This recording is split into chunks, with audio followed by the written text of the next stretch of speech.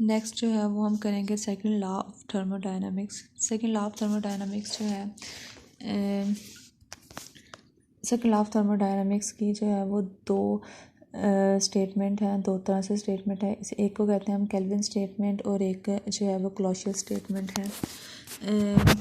अब सबसे पहले देखेंगे केल्विन स्टेटमेंट जो है ये रिलेट करती है हीट इंजन, मतलब कि इसमें हीट इंजन के साथ रिलेट कर रही है, और जबकि क्लॉसियस स्टेटमेंट जो है वो it relates to heat pump और रेफ्रिजरेटर, हीट पंप के साथ और रेफ्रिजरेटर के साथ ये रिलेट करती है।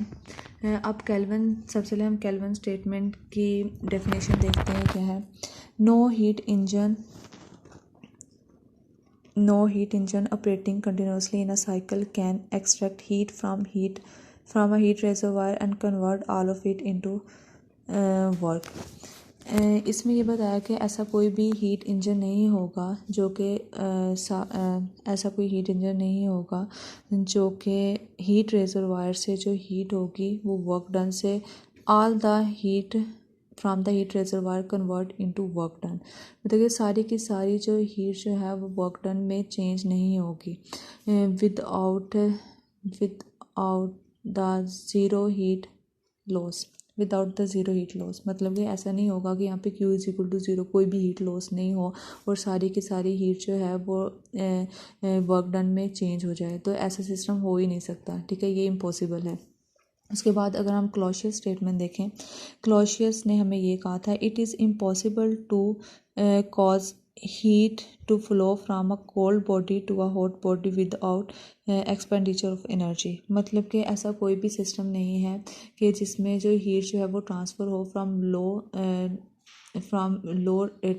हीट रिजर्वायर से हाई हीट रिजर्वायर की तरफ, मतलब कि कूलर बॉडी से हॉटर बॉडी की तरफ हीट जो है वो ट्रांसफ़र हो विदाउट एनी इनपुट, मतलब कि कोई भी हम इनपुट में कोई वर्क डन नहीं कर रहे, कोई भी हम वर्क अप्लाई नहीं कर रहे, तो तब जो है एनर्जी फ्रॉम लो से हाई की तरफ जा रही है, तो ऐसा इम्पॉसिबल है, ऐसा सिस्टम हो ही नहीं सकता। ये दोनों जो स्टेटमेंट हैं इनका मतलब तो सेम ही, मतलब सेम नहीं है, मतलब मकसद एक ही है, दोनों स्टेटमेंट सेम ही है।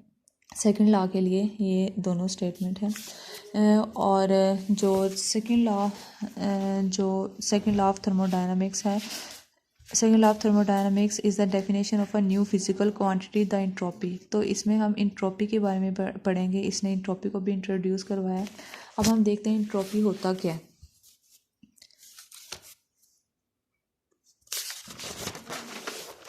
इंट्रोपी, ठीक है। सेकंड लॉ ऑफ थर्मोडायनामिक्स जो है वो दो तरह के प्रोसेस के साथ डील करती है, एक होती है रिवर्सिबल प्रोसेस और एक होता है इरिवर्सिबल प्रोसेस। और अभी जो हम इंट्रोपी देख रहे हैं, इंट्रोपी जो है वो रिलेट करता है विद रिवर्सिबल प्रोसेस के साथ। अब इंट्रोपी होता क्या है, इंट्रोपी जो है amount of disorderness in a system, disorderness भी कह सकते हैं, रैंडमनेस भी कह सकते हैं, अमाउंट ऑफ डिसऑर्डरनेस और रैंडमनेस इन अ सिस्टम, किसी सिस्टम में कितनी डिसऑर्डरनेस है, कितनी रैंडमनेस है, उसकी अमाउंट, उसको हम इंट्रोपी कहते हैं। अब इंट्रोपी को समझने के लिए यहाँ पे मैंने एक साइकिल लिया है, यहाँ पे टेम्परेचर और इंट्रोपी के दरमियान, अब ये कैसे पैरामीटर पे डिपेंड कर रही है, टेम्परेचर, प्रेशर और वॉल्यूम पे, कि टेम्परेचर, प्रेशर, वॉल्यूम जो है अगर इंक्रीज़ या डिक्रीज़ होंगे तो इंट्रोपी जो है वो कैसे इंक्रीज़ और डिक्रीज़ होगी। फर्स्ट ऑफ ऑल हम टेम्परेचर देख लेते हैं। यहाँ पे T1 टेम्परेचर जो है यहाँ पे डाउन जा रहा है, टेम्परेचर जो है डिक्रीज़ हुआ है। यहाँ पे T1 टेम्परेचर था और यहाँ पे T2 टेम्परेचर था। अगर हम टेम्परेचर की बात करें तो जब हमारे पास हाई टेम्परेचर था तब हमारे पास जो था इंट्रोपी जो थी वो डिक्रीज़ थी। जब टेम्परेचर लो हो गया है, काफ़ी लो हो गया है, तो जो इंट्रोपी जो है वो इंक्रीज़ हो गया है। यहाँ से हम देख सकते हैं कि गैस, जब टेम्परेचर जो है वो डिक्रीज़ होता है तो इसका मतलब क्या है, गैस जो है वो एक्सपैंड कर रही है। जब गैस एक्सपैंड होती है तो टेम्परेचर डिक्रीज़ हो जाता है और इसका मतलब इंट्रोपी जो है वो इंक्रीज़ हो जाएगी। ऐसे ही अगर हम प्रेशर की बात करें, प्रेशर जो है, अगर हम पहले हाई टेम्परेचर प्रेशर था, फिर लो प्रेशर हो रहा है, मतलब कि हाई से लो की तरफ प्रेशर जा रहा है। जब हमारे पास प्रेशर जो है वो हाई होगा तो वॉल्यूम जो होगा वो कम होगा, वॉल्यूम कम होगा, और जब हमारे पास प्रेशर जो है वो कम हो जाएगा, वॉल्यूम जो है वो ज़्यादा हो जाएगा। वॉल्यूम जब ज़्यादा होगा, वॉल्यूम गैस, मतलब वॉल्यूम ज़्यादा होगा तो मतलब गैस एक्सपैंड कर रही है, जब गैस एक्सपैंड कर लेगी तो एंट्रोपी क्या हो जाएगी, इंक्रीज़ होगी। और एंट्रोपी इंक्रीज़ होगी। और उसके बाद हम देखते हैं सेकंड लॉ ऑफ थर्मोडायनामिक्स से हम देखते हैं एंट्रोपी का क्या ताल्लुक है। सेकंड लॉ ऑफ थर्मोडायनामिक्स में क्या होता है कि कोई भी हमारे पास यहाँ पे हाई हीट रेजर वायर है